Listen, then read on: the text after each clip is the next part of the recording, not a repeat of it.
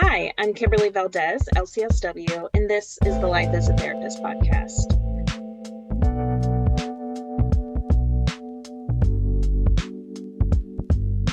Life as a Therapist is a peek behind the screen to share how we as therapists navigate the ups and downs of life as we help others navigate their own. Therapists live half of their week listening to other people's stories and using their own knowledge and emotional experiences to empathize and encourage personal healing. Then they go home to lives where they're grieving loved ones, getting divorced, managing their own mental health disorders, experiencing challenges in parenting, experiencing self revelation, and so much more. As we encourage our clients to share their stories and feel their feelings, we know that therapists are not always the greatest at doing the same. Not only that, but we often feel like we can't share our stories. This podcast is a chance to share those stories so that we as a therapeutic community can embrace our humanity and feel less alone. So to be able to get us started each week, we're going to host a guest to hear their human therapist story. This is not a small ask from a community whose job it is to make sure that they're not putting their emotional baggage onto their clients. So to make that a little bit easier for our future guests, I am going to start with my own story today, or one of my own stories today, because we all have so many different stories to tell that make up who we are and what our experiences are. Here to ask some questions and make sure that I stay on track is one of the therapists in my practice, SJ Knowlton. SJ, tell us a little bit about yourself before we get started. Hey, hi, I'm SJ. I'm an LPC. I work predominantly with like women, LGBTQ community folks. And also I specialize in trauma, and also I work with a lot of people just experiencing existential crisis, particularly like young professionals. So yeah, LPC, work with anxiety and trauma. And I'm really happy to be here and to like ask you all these hard-hitting questions. So Well, I'm so excited that you're here. I love the work that you do with your clients, and I definitely trust you to be a person to be able to hear my story and help me to share that as well. yeah. All right. Well, you ready? Ready to tell us Um, about what you're here to talk about today? no, but I'm going to do it anyways. I respect that. I will say I have some notes because there is so much to this story, and this is our first podcast, and um, I want to make sure I'm telling it in a way that is respectful to all of the people involved. Um, so I might read here and there or need to track myself, and that's out of respect for the story I have to tell. Yeah, absolutely. And it kind of reminds me of like how clients sometimes come in like totally ready to talk about whatever, and sometimes they come in with their journals and their notes, like we all have different ways of sharing. So Yeah, one of the big TikTok trends was the like bring your therapist a PowerPoint of here's all of my traumas from childhood through adulthood. Here's what my mhm. therapeutic experiences have been in the past. Here's what I do for coping. Now fix me. Yeah, I want a PowerPoint of everyone's ex-partners. I just want to see them, but that's just me. Yes. All the Yeah. time. I love it whenever people are like, "Oh, can I show you a picture?" Yes, I always want you to show me a picture. Always read me the receipts too. So good. Yeah, it's the best. Okay, so why don't you talk a little about what brought you here today? Yeah, so the story that I have today is one that I wish that I had over the last 3 years while I've been going through my own personal journey. And that is the story about coming out as a late in life lesbian while managing my therapy practice, which also happens to be in a conservative suburban area and where I'm a therapist who uses self disclosure and talked frequently about my husband and my kids. Oh wow. It sounds like a lot to navigate. Uh, Just to put it mildly, right? yeah, I think that's putting it mildly for sure.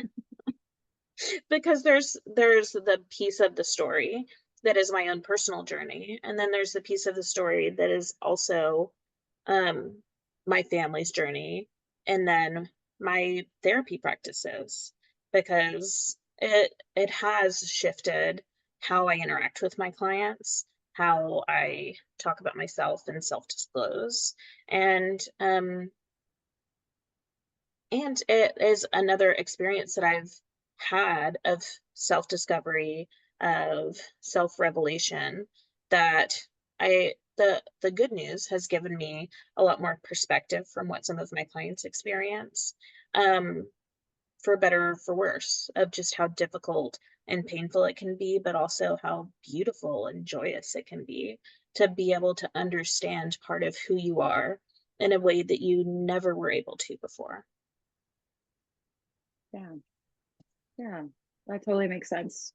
But there's like a lot of beauty in becoming who you are, and also a lot of pain in like letting go of who you thought you were. Yeah, Yeah. the word that me and my family and my partner all used during the process was happy sad.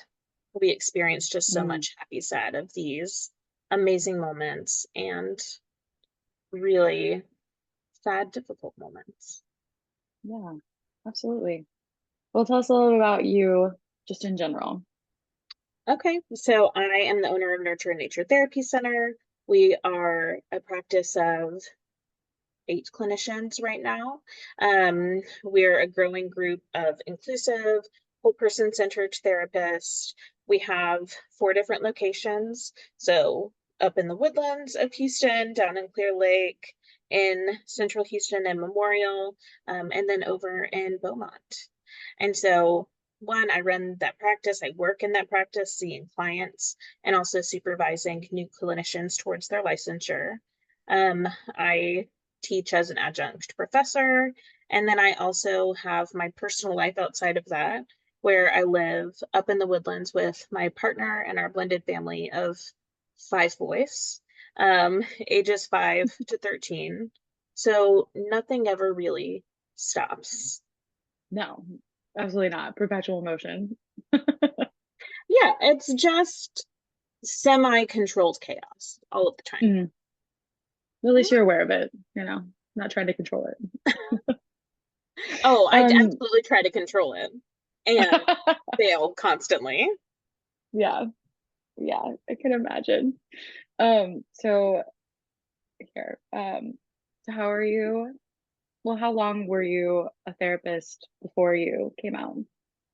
Um, so before I came out, I was a therapist for about 12 years. So Mhm. I originally got my MSW from the University of Houston in 2010. That was a big year for me, which I'll get to, but um, I got my MSW in 2010, worked in community mental health for about 9 years, and then opened my private practice, which was just me, back in 2019. And then Mhm. we just started this whole group endeavor about a year and a half ago, and we've gotten to grow very quickly with some really wonderful, amazing clinicians. Um, but also all of that process um, of moving from individual private practice to group practice was happening around the same time that my story of coming out is happening, or just after. Started the group practice after. Right. Okay. Yeah, that is adds more to it. I didn't think there was more to add to the chaos you were I, handling. yeah, sometimes it feels a little like almost embarrassing telling my story and talking about my life, because I feel worried about the judgment from other people of like, girl, what is wrong with you? What makes you think that you can handle all of those things? Like, Hmm. the ball has to drop somewhere. And Hmm. part of the truth of that is that, yeah, the ball drops all of the time. But the things that are the most important are the areas where um, I try to make sure the ball drops less often. Right. I think that's true of everyone, right? Like we're not all perfect all the time. Balancing isn't like the stable thing. It's Yeah, always in flux. Yeah. yeah, yeah. Just mine is a different flux than some other Yeah. people's. than some other people's. Um, okay. So are you ready to tell us your coming out story? Yeah, I guess we can get into it. Where would you like for me to start? Yeah. Um, Maybe tell us a little bit about like how you became a therapist and like and then because it sounds like it's all kind of mixed up. Like Mm-hmm. what made you want to become a therapist and then like when you started figuring out in that journey like, oh, this isn't my authentic self, Yeah. and then kind of however else that flows into that. Well, it's interesting because I was meeting with another community partner yesterday and I was talking about part of this story, which is that I feel very lucky that I've known from a young age that I wanted to be a therapist and have been able to be pretty single-minded in that endeavor, but it's been all of the life stuff and letting myself rest and play. That has been much more of what my learning journey has been. Hmm. So, part of how I have known since a young age that I wanted to be a therapist is because of my family. I grew up in a family of helpers. So, my mom was a youth director with the United Methodist Church from the time I was 5 years old. And I think she transitioned out of that while I was in college, but continued to work for the church until last year. And her her job was so integrated into all of our lives. So my dad would go help her out before work, go to his full-time job, help her after work. Me and my siblings would be doing our homework in her office or in another part of the church building, and we'd be always setting up for events or folding programs or newsletters or back in the day before you could get this off of the computer, we would go through these like massive books of clip art to like help her make advertisements for things Wow. where you'd have to like make a copy of it and that makes me feel old talking about. But Well, I was so thinking too, like people talk about growing up in the church, but you grew up like in a church, right? Like yeah, a lot of, absolutely. I remember going to college was the first time that I went even 2 weeks without being in a church. wow. Um, because that was a part of our lives. And uh, for all of us, our faith was incredibly important. Um, and with that, as we know, with most religions, there also is a piece of that of so on the like beautiful, wonderful, helpful side, there is part of our mission in life is to care for and love other people, to be there for them, to not judge, and um, to be somebody who cares. Now, with that, all of that love and kindness also comes extra rules and judgment that tries to stay under the surface. And so, especially growing up in the United Methodist Church, where there has been a lot of controversy, especially in the last 5 or 10 years, us around gay people serving in the church, marriage equality, and how the church is connected to the gay community in general. Mm, So for me, growing up, the message that was given was we love our gay neighbors incredibly. We don't treat them any differently. We include them. And being gay is a sin. That's not, that's okay for other people. That's not okay for us. And mhm. so, and that was backed up by there would be um like pastors at youth camp that everyone kind of talked about of, oh yeah, so and so is gay, right? But it was this hush hush, quiet, we don't talk about that. They are not out. They cannot live fully out to be able to be in the church. Right. And so with that came in my little perfectionist brain that follows has always followed all of the rules. okay, that's not even an option. We don't think about that. We don't consider that.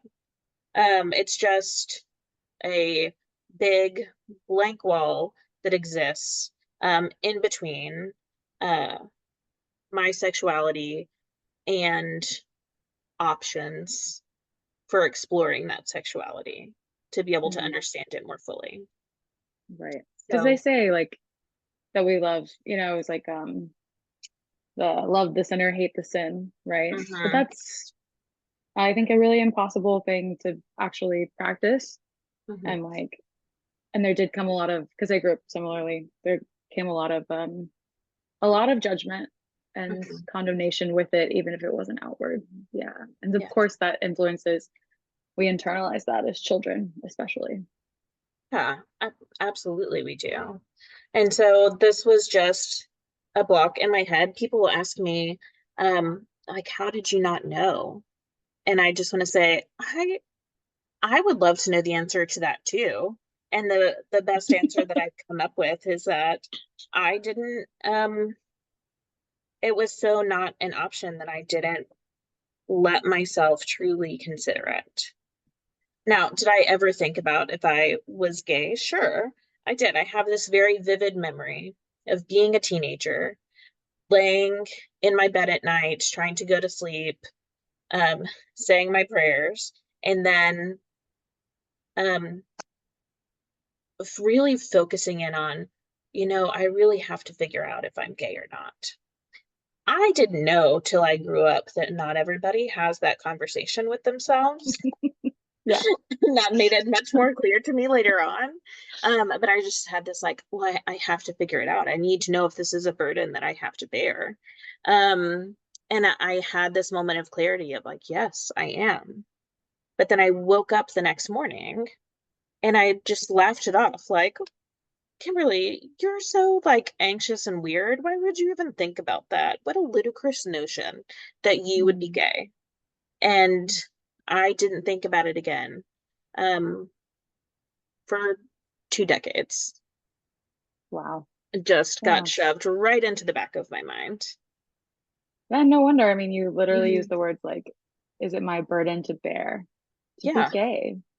And yeah, that makes me deeply sad, you know, that we yeah. would have to think about our inherent sexuality in that way. Me too. Me too. And I wish that I had had an opportunity to know that it could be different, that I could be gay and be fully loved by the people around me, and not just loved, but accepted for who I was, and not like, well, yes, we love you, and we wish that your lifestyle was different, Mhm. versus, okay, we Yeah, understand that this is an inherent part of who you are, that you didn't choose, that you didn't ask for, and like, why would God make that mistake? right. But it's not wrong. Yeah, Yeah. it's not Yeah. an So, exception to their love. Yeah. it took going and being in a new environment in college and learning how to really question things for the first time, question the beliefs that I grew up with. And then in graduate school, being exposed to a much more diverse community. Um, and other people around me, for one of the first times, having the belief, and not just the belief, but the knowledge and awareness that being gay wasn't just okay, it was a beautiful thing. Mhm. And so I started to let my views, my beliefs in gay rights started to change more in graduate school. And as I was learning to be a therapist, to be able to shift my thinking from, okay, well, this is who people are, and they should have the same rights and privileges as everyone else. And I could acknowledge that for other people in a very different way. At the Mm. same time, I also felt really, looking back, I can see this now, but I felt really nervous around other gay people. I felt like, oh no, they're going to see that I am like this horrible homophobic person, and Mm, they're gonna see that um like I don't know anything about them. Um and that I don't know anything about them, that I grew up in this way where I can't really understand them. And they're going to think that I'm just grandstanding. Like whenever I stand up for gay rights, people are either going to think that I am trying to look good, or like worst case scenario, they're going to think that I'm gay too. mm. I Yeah, I mean, was just thinking that. I was like, or were you worried that their gaydar yeah, would go off? Yeah. yeah, 1,000%. And I look back at that now and I can be like, yeah, the reason why you like just didn't interact with the gay community very much is because it brought up this feeling in me of nervousness and anxiousness that I didn't understand. Mm, And I thought that that was me just not knowing how to interact with other gay people because of how I grew up. And I know that that is a part of it too, the nervousness that exists within that, but also the sense of I am going to be seen, or yeah. someone's going to see something in me that um, I'm not ready for them to see, because I wasn't ready to see that in myself. Yeah. You had exiled that part so long ago. Yeah, Yeah. yeah, absolutely. Yeah. So when did you start to realize that you were gay?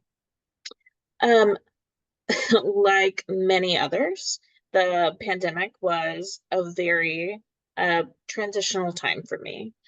Mm, And we had this opportunity to not be going and doing and running around. We had this opportunity to be more insulated with our core families, and more time to um, self reflect. And so, also, like everybody else, I got on TikTok, and the algorithm knows you better than you know yourself. And I started getting these videos about compet, compulsory heterosexuality, which is part of what I've been talking about, of from the time that you're born, that what is expected of you is to be straight. And so you go with what's expected of you. You check those boxes um, without really thinking about a different option. And we are so um, molded by the culture around us that all of that just feels normal and fine. right. Um, so I was starting to learn more about compet. I was starting to get these videos of like, why do they keep sending me videos about being attracted to women? Um, don't understand this. And so I let myself, for the first time, really start to question and consider if I was also attracted to women. At this point, I'd been married to my husband for 10 years. So Oh 2020, wow. I'd been married to my husband for 10 years. Um, I started kind of allowing myself to question. And then in 2021, was when I came out to myself as bisexual, Mm, of not just questioning, but knowing, okay, yeah, this is a part of who I am. I am attracted to women. But also I'm married and I like my husband. I don't just like my husband, I love my husband. And we've had 3 kids together. mm, Obviously, I like having sex with men. Otherwise, how would I even be here? And so I I came out as bisexual to myself kind of mid 2021. And then at the end of 2021 is when I got up the courage finally to tell my husband. I remember vividly, we were sitting on our couch having a glass of wine, watching like comedy cooking videos, and like really just having fun together. And so I just made kind of an offhanded comment of, oh, well, it's because I'm bisexual. And of course, I did that on purpose of let's not make a big deal out of this. Yeah, everything's just fine. downplay. But there's still a part of me that expected him to say, well, yeah, duh, I know that, and move on. And Mm, maybe there be an acknowledgement about like, okay, I'm glad that you're finally um speaking that out loud. But that is not how it went. Um, how did it it go? say that again. How did it go? Yeah, I was gonna ask. Um, so for me, it was this moment of like, okay, well, I'm just gonna speak this truth that kind of has been lingering, what I felt was lingering over us. Um, but wasn't a big deal and wasn't gonna change anything about our lives.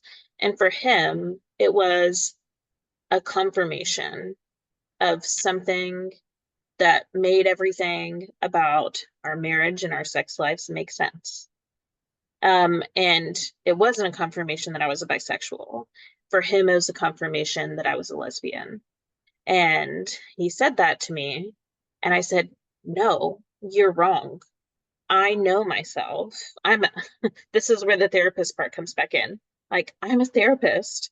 All I I think I do know. is self-reflect and like pay attention to other people's emotions and motivations, and that makes me have to reflect on my own. And like, I've thought about this. I know, and I am bisexual. Like, nothing should have to change. Um, but he was pretty upset and like both relieved at feeling like he had this confirmation and of why things had been kind of off with us, but also um, really felt like I'd hidden something from him, which was a whole other difficult thing for me of you're the first person I've ever told that I am attracted to women, and you feel like it's a betrayal.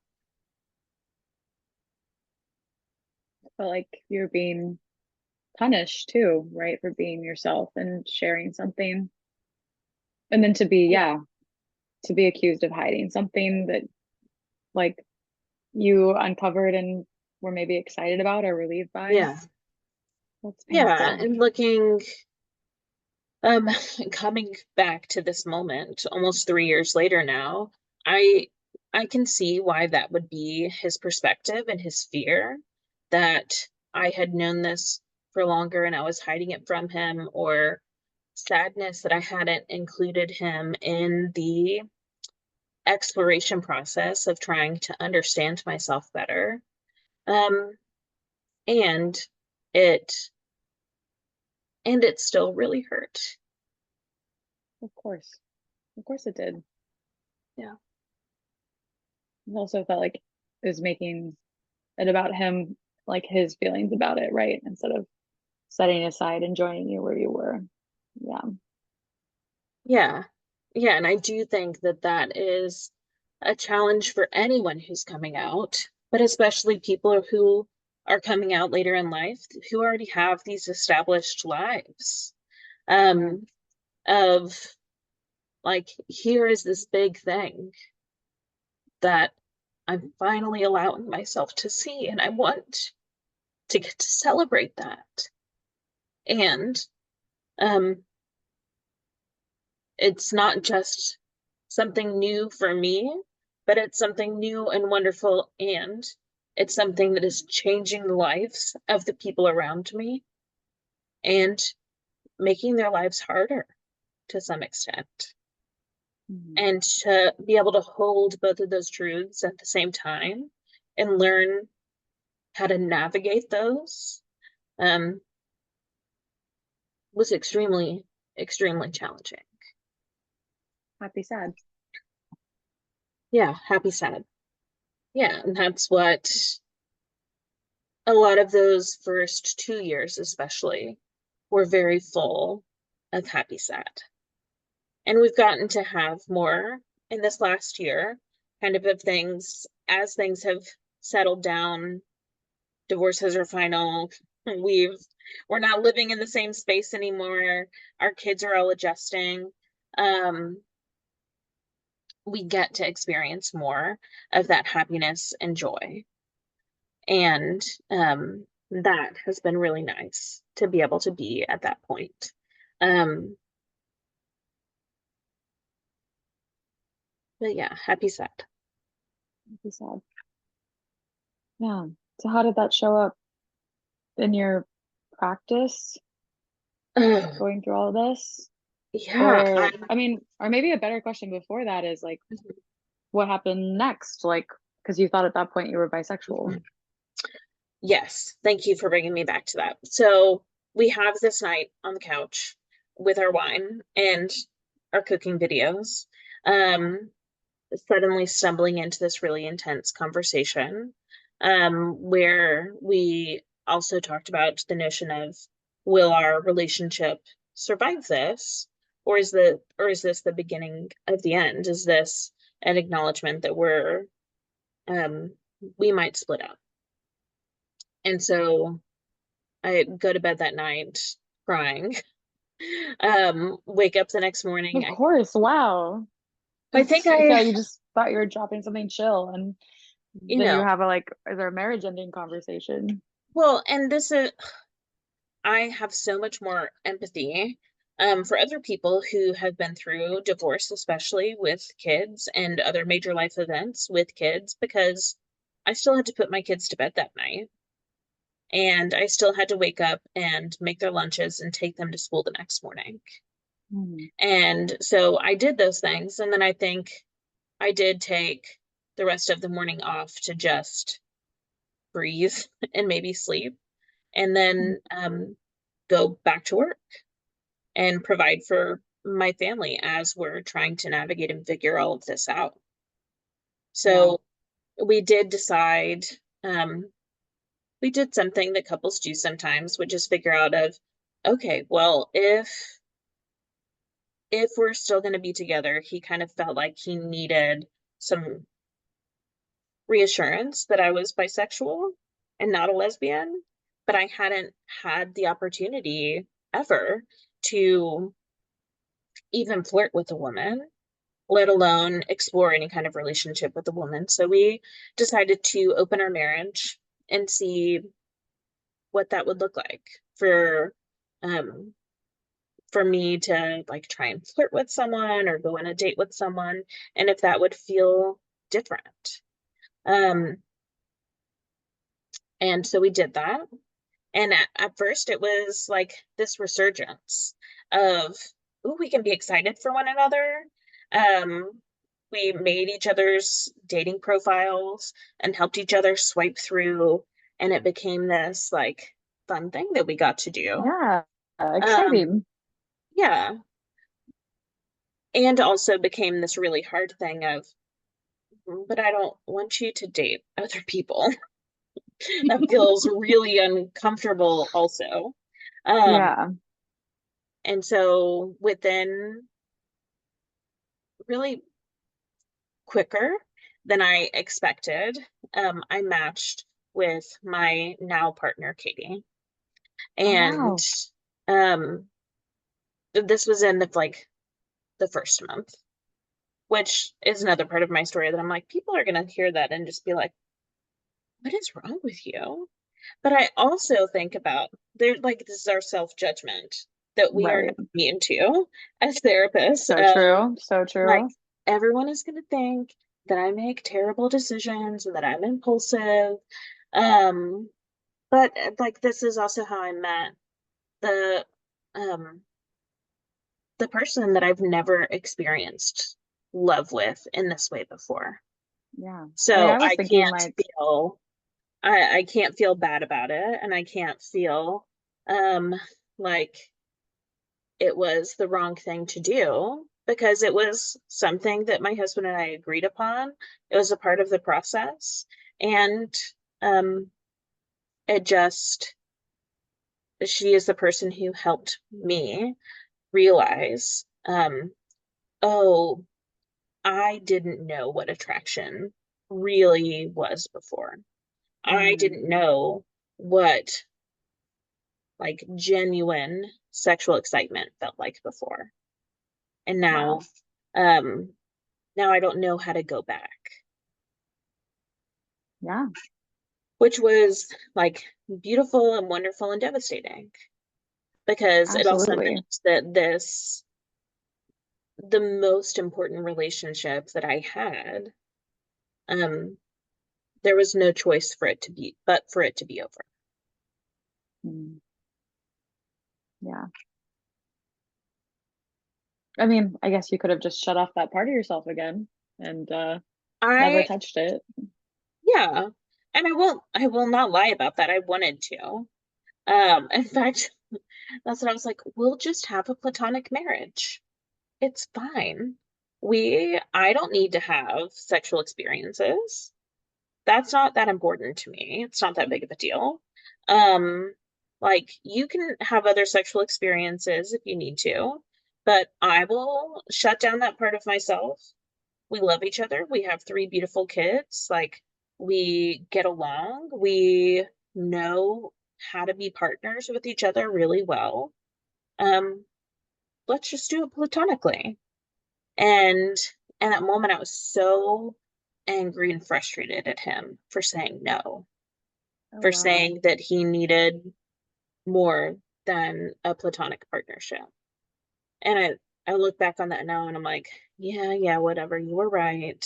Thank you for changing both of our lives for the better. Or whatever, Um, I guess. Yeah. I was just yeah, sitting there thinking, like, wow, like you would be giving up so much. Like you did not deserve to have less than a romantic or sexual relationship as well. yeah. I Do you think mean, that was that we'll internalized get into. homophobia? I think to some degree it was internalized homophobia. More than that, it was my own toxic traits of people pleasing and perfectionism, and uh, potentially some codependence of, well, if everyone else in my life is happy, I don't need to be happy, or that will make me happy to see everyone else in my life happy. Yeah. Um, There's that helper in you, right? Like yeah, it's they're gonna the beauty of these lessons that we learn, but also without some of the nuance of, yes, make like care for other people, but your needs and wants and the like things that make you excited about life, those matter too. Um, absolutely. And not just like, well, yeah, you can take care of those after you take care of everyone else. It's being able to live my life authentically. And this is ultimately where we landed. Took me a minute to get there. Being able to live my life authentically is also important for me to do for the people around me, for my boys to see that, like, no, we don't sacrifice ourselves for other people. um, we help other people, but we don't sacrifice ourselves for them mm, because we are a human worthy of love and dignity too. yeah, we absolutely are. And like I guess like speaking of being a helper and putting yourselves last. So you have three kids at this point. You're figuring out like this beautiful, devastating thing. You're falling in love. Mhm. You're like realizing you weren't in love in the way you thought you were with someone else. So like how were you able to be a therapist? So much. That is a great question. That is a hard question. Um, because um, one, I really had to compartmentalize. Um, and in some ways I did that in a healthier way of like having rituals going into work and going home so that what I was experiencing outside of work, um, we had some parentheses around them of like, how do I get into this focus that I need to be in to truly be there for other people? Um, and then how do I then shift my focus to where I also really need to be, which is with my family. That did not work perfectly because I still got phone calls and text messages in between sessions that Mm, I felt like I had to answer and attend to, and attend to the feelings of not just my ex-husband, but of the other people around me who this process was also impacting. So, it was time for me to go back to therapy at that point of, no, don't just like try to white knuckle your way through this. You're a therapist. You want people to be in therapy. Get yourself back to therapy, woman. Like, what's wrong with you? So, I went back to therapy to be able to work on my own boundaries and self-acceptance, and really spent that time to the extent that I could, um, having boundaries between my work and my therapeutic life, but also knowing that I did have to cut back at work. I did not have the emotional capacity for the same amount of clients that I did whenever all of this started. And I had to slow down because I needed to be able to be present for my clients too. Me being overloaded and at capacity and emotional in their sessions was not helping either of us. So, one complicated piece of all of this was also me trying to figure out, because I've always been a big self-discloser, um, uh, inappropriate self-disclosure. I'm going to change that. Inappropriate self-disclosure, using my examples of my own life and talking about my husband and my kids, and that of like normalizing experiences, validating the difficulty of trying to manage and juggle different aspects of your life, and they would just come up in that. And so one of the things I had to talk with my own therapist about was what do I do? Because I can't talk about my husband in session anymore. He was not technically my ex-husband, and I didn't want to start just all of a sudden saying, oh, my ex, my ex, my ex, and it be this thing that was disruptive to sessions. And so I eventually landed on my kid's dad. And for a lot of people, that was neutral, that was fine. And maybe they kind of knew behind the scenes of, well, she's saying that differently. Maybe she's getting divorced. But I didn't come up in session, it wasn't disruptive. So you weren't leaving an opening for a question. Yeah. But when you are a therapist who sees other therapists and they hear you change from saying my husband to my kid's dad, they don't let it go. They don't just say, oh yeah, well, something might be going on with her. You get like, why are you saying my kid's dad? What's going on? And because therapists, we're nosy, and I stand by that. We're yes, that so is what makes nosy. us good therapists, is that we are inherently like nosy ass people. So So true. lovingly nosy. And so there were clients that I did come out to directly, to be able to say, well, yeah, I was worried you might catch on to that. Here's like a very 2-sentence explanation of what's happening. Yes, I'm not with my husband anymore. And it's because I've come to understand my sexuality better. And for most people, they're like, oh, okay, congratulations, good for you. And then it was the end of the conversation. For some of my clients, they did want to and need to process that a little bit more. It made me certainly feel much more vulnerable with my fellow queer clients of, we talked about self-judgment. One of the self-judgments that I had was, oh, they're going to think I'm a terrible therapist, that I've been talking to them about their relationships and their self-concept, and I have been denying this part of myself that is core to their own identity. Yeah.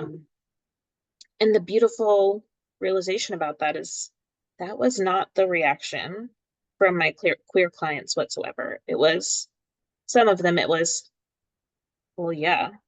Um, and I was like, oh, okay, well, then you knew before I did because was Yeah. not okay. But then for others, it was, well, congratulations, that's really wonderful. And there wasn't this sense of, well, this means that you like haven't been enough for me. Yeah. Um, Yeah, because a lot of times as therapists, I think most of us feel this way. And if you don't, like, congrats, I guess you're better than the rest of us. Just kidding. way to be But perfect. yeah, they need to be perfect. And they need like this idea of like if you're going to be helping people, then you have to have your crap together. Yeah. And like I don't I and I go back and forth with that. In my own practice, like I want to be perfect and I want to like have answers and Mhm. and at the same time, I was thinking like a lot of times we connect with people when we are not imperfect because that's not right. But like when we are vulnerable about being human, right? Like Yeah. that is when I think clients can feel most close to us versus when we're being perfect with our perfect marriage and our perfect jobs and our perfect life philosophies or whatever. Yeah. Absolutely. The more authentic we are as people and as therapists, like the deeper those relationships can get. One of my core therapeutic philosophies is the humanistic perspective from Carl Rogers, which is looking that when we are interacting with our clients, we are approaching it with genuineness, empathy, and unconditional positive regard. And so that genuineness includes our own humanity, um, of how we are and who we are, not just what our genuine responses are with our clients, but also being able to understand that we are people in the room too. We're not a blank slate that they're reflecting off of. There are some people that do therapy Mhm. like that, but um, from my own perspective, I find that what allows people to have growth is knowing that even the person in front of them that is helping them understand themselves better is continually growing and learning about themselves and making mistakes and is messy because I would much rather learn from a messy person than someone who has it all together because I'm a messy person and I don't know. My own self-doubt gets a little too loud sometimes when I feel like, oh, like you have it too much together. You are not going to understand where I'm coming from. Yeah. Or I'm just like, you're a liar, either Yeah. to me or to Or you're a yourself. liar. Yeah. I don't really Like, think you have yeah, it together. I mean, I'm there for that too. I was a liar to myself for a very long time, and I didn't Mhm. even know I was being a liar to myself. Exactly. Yeah. Yeah, but it is so hard. It's really easy for us to sit here and be like, yeah, like we're all human and like we're messy and that's good. But like when your life is falling apart and you're Mhm. like in it, that must have been so hard to feel like you had things to offer to your clients. Like that to feel Yeah. legitimate, I guess is what I'm trying to say. Yeah, 1,000%. And that was the other big struggle of all of this was just doubting myself as a therapist and like having to relearn how I empathized with people based on me all of a sudden going through a life change that I never expected, or multiple life changes that I never expected. Um, and I think that what I feel so grateful for in that is that it did help me to understand my clients so much better of, oh, okay. So I know in theory this feels so silly. I know in theory that you can like make all of these decisions and do the right thing, and like everything still falls apart. But then I didn't just know it in theory, it was my life that was sitting right in front of me. And so I think that it has allowed me to hold even more space for clients who are experiencing that, and to help them figure out how they can hold more space for themselves. I talk constantly about self-compassion, and looking at the ways that we are talking to ourselves, the ways that we're caring for ourselves, and integrating that not just into these big vacations or getting your nails done, or getting extra sleep at night, but that it is a thought that stays in the back of your mind all day, every day. Um, Mm. and this experience just empathized that for me further because I was having to be very diligent all day, every day to refocus, be present, like set time aside to feel my feelings and then go back in. Because um, without a system for figuring out how do I walk through my life now, um, on a day-to-day basis, I feel like I just would have crumbled, or I would have been a bad therapist and uh not the parent that I wanted to be either. Yeah, yeah. I'm really glad you cared for yourself and you took the time to figure it out instead of just letting the weight of it all happen to Yeah. you, right? Like that Yeah. is a testament to you as a therapist and you as a person. That's a Yeah. hard thing to do. Yeah. So how, I mean, we're sitting here on this podcast talking about all of this, but like, how do you handle your sexuality now as a therapist and with clients and with other Yeah. therapists? Because you Well, mentioned I like a more conservative demographic as well. mhm. So I did write this part down because I was like, oh no, I'm gonna forget it while I'm talking and not be able to organize my thoughts. So That's there okay. are three main things that I do. Well, I guess there's one big thing that I do for three main reasons. I front load as much as possible. So I put on my website that I'm serving my fellow queer community.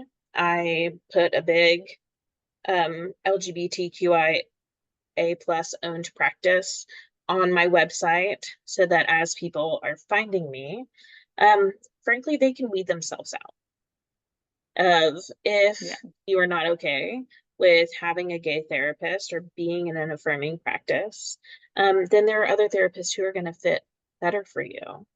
Mhm. Um, I also do that because I want to let my fellow queer community know that this is a safe place, um, and that I do have an understanding of their experience that is different.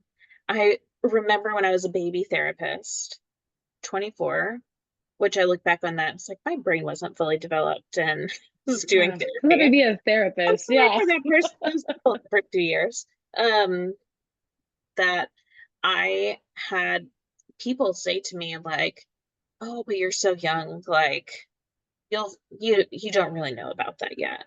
And I still think that they're wrong for a lot of reasons, but I have also really learned and understood that when I have certain experiences, I can understand things in a different way than someone who's never had those experiences.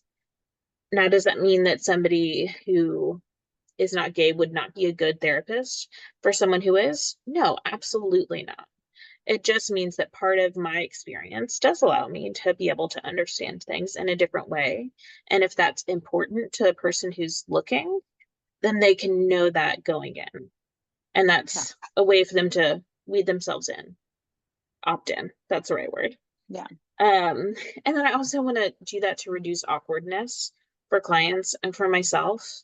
Um, the other lesson I learned in coming out was that you don't just come out once, you come out 1,000 times. And I think I really come to understand that with even just professionally with clients, if you're in a process of always coming out to people. Um, And so if I can do that by you reading about me rather than me having to just tell people 10 times a day, I would rather do that. Yeah. I think that the other piece of it that I have come to, which allowed me to come out in the first place and allows me to continue interacting with a more conservative community, is that if people don't like it, they can leave.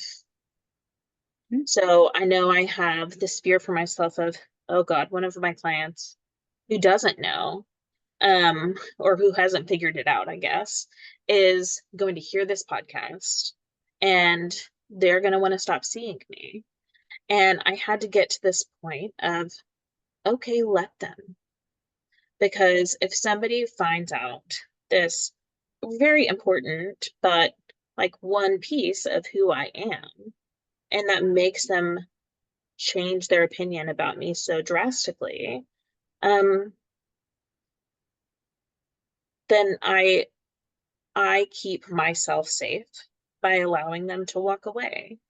Yeah. That's not a person that I want to have in my life. And I had to take that same perspective and coming out to people in my personal life of, okay, if you are not going to be okay with who I am, then I don't need to have you in my life.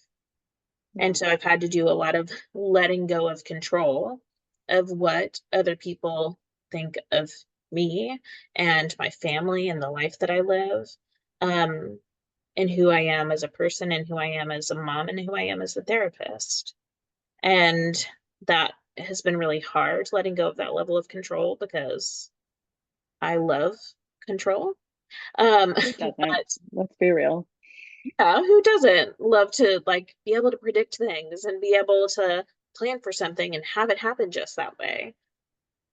But the more I've been able to let go of control, the better things um have gone. And then we get to live and enjoy our lives around people who really care about us. Yeah. Who are willing to accept us without any buts about it, right? You know. Yeah. Yeah. And I have one more question, but I just want to Yes. pause and say like thank you so much for sharing. Right? Because there's so many people, like, you know, it's 2024 and like a lot has changed, but like being gay still isn't easy. Yeah. And we live in a very heterosexual world, and like it's also hard as a therapist and just as a person to be vulnerable. Mhm. And yeah, and so it's been just, I feel really honored to have heard your story and gotten to talk with you about so many cool things. Yeah, It's really thank you. special. Thank Yeah. you for listening and being willing to um, be the person who helps me tell this story. Yeah. I was really honored. So, Yeah. wow, my pleasure. So last question, um, probably one of the bigger ones. Oh no. So people who are going through similar things, like what would you tell them? Um, okay. I wrote this one down too because my brain is like the opposite of a steel trap. So And it's whatever important that because we want to is. get it right, you know? So Yeah. I get it. Yeah. Yeah. So I wrote that you can be going through your own journey of self-discovery and be a good therapist at the same time. That our experiences of failing and learning and struggle help us to be better therapists. We are not going to stop being human. We should most definitely take more breaks that allow ourselves, um, take more breaks than we allow ourselves, not that we allow ourselves. We should definitely take more breaks than we allow ourselves. But we will always have something that we're dealing with too. Um, and so don't feel like you have to have it all figured out before you um, can do the work. Part of our humanness is what allows us to do good work. Yeah. Yeah. It's so true. Sometimes in sessions, I'm like talking and I realize I'm talking to myself too, you know? Yeah, Yeah. absolutely. Absolutely. Mhm. Well, Yeah. thank you so much, SJ, for being our our stand-in host today for me. I'm so happy to do We it. we Thanks for being the first guest. Very exciting. I know, first guest, first podcast, first stand-in host already. So we are going to be putting out new episodes every 2 weeks. If you are a therapist who wants to tell your story because you feel like it's important for other people to be able to know and learn from, then we want to hear from you. We'll have the email linked below to make sure that you know where to send in information and we can talk about what that's going to look like.